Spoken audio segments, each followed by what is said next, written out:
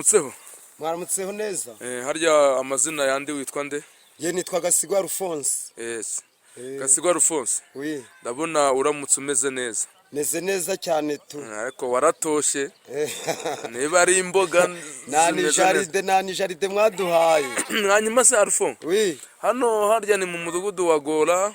Aha ni mu mudugudu wa Gora, akagari ka Gora, umurenge wa Cyanzarwe, ku karere ka Rubavu.